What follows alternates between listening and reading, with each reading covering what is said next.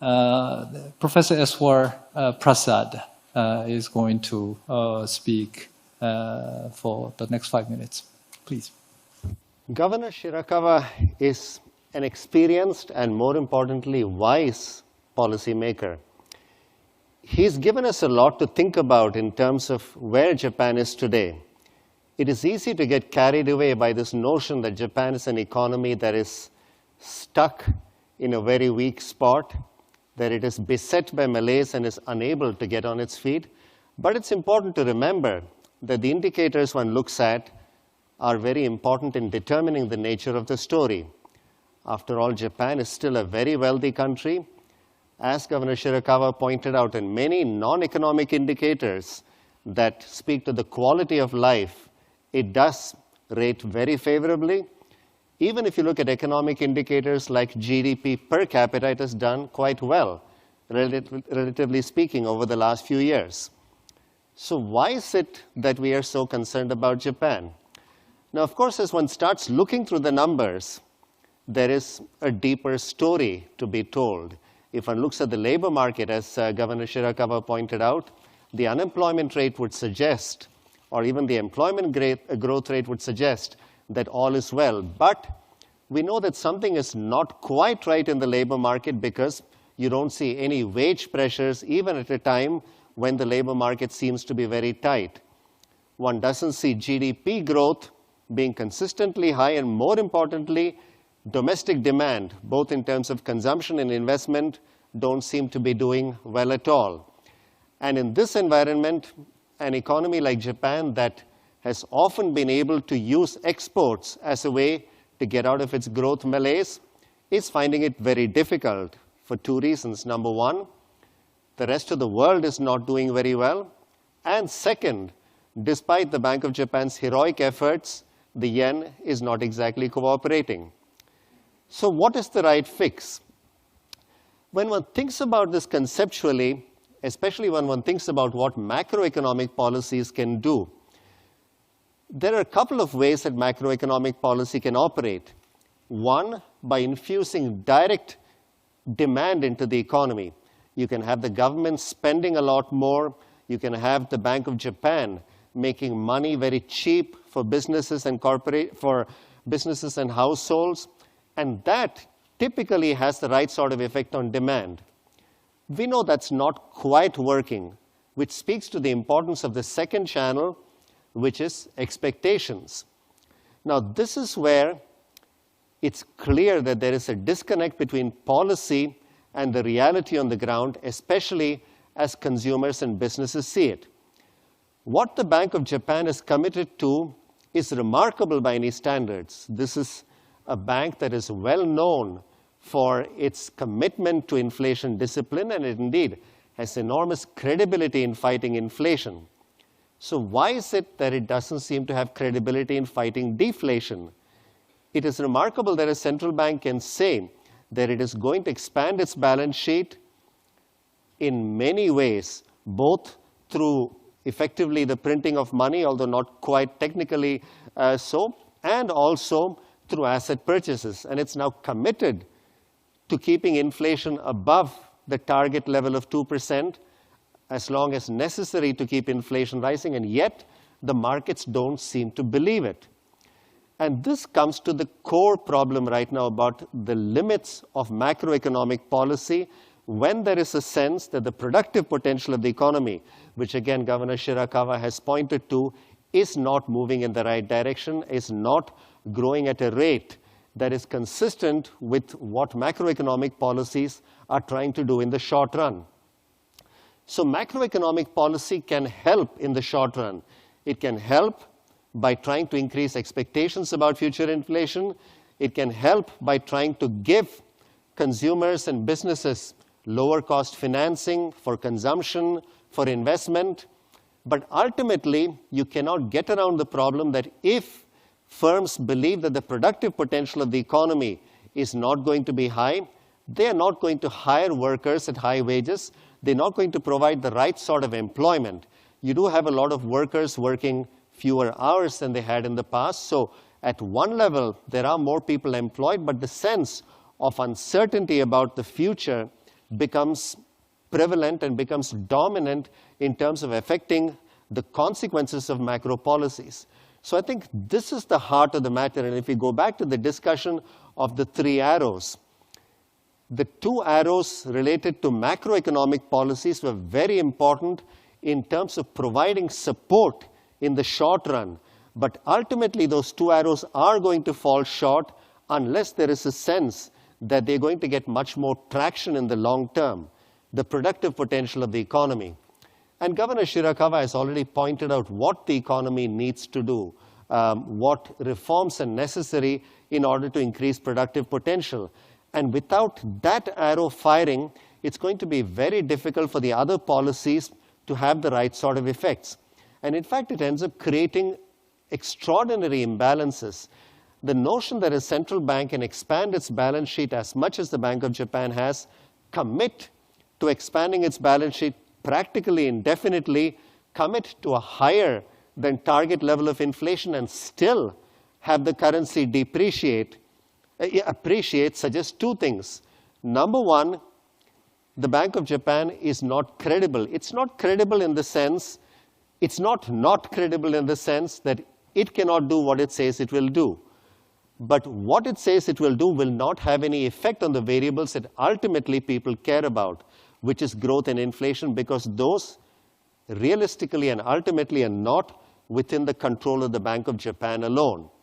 What we've learned is that given where we are in terms of the monetary stance and the macroeconomy, no matter what the Bank of Japan does, the sense of credibility about the overall policy environment doesn't work. So I think we should start redefining credibility as credibility of the policy framework, not credibility of the Bank of Japan. So it's not that people don't believe that the Bank of Japan will do its utmost, but they don't believe that even if the Bank of Japan does its utmost, it's going to be able to deliver, because what it needs to deliver in terms of growth and inflation is beyond the control of just the Bank of Japan. So I think the real difficulty that Japan faces right now is that the key policies that are necessary for macro policies in the short run to deliver their effect, to become credible, is related to these very difficult structural reforms. They're politically difficult. They're also very difficult from the point of view that they are going to create dislocation in the short term. And at a time of great economic uncertainty about the future prospects, uncertainty is certainly something that is very difficult for the populace to understand. So it's going to be a challenge for the government, not just to show that it has the political will to do what needs to be done, but also to point out to the people of Japan that keeping things the way they are is not going to work.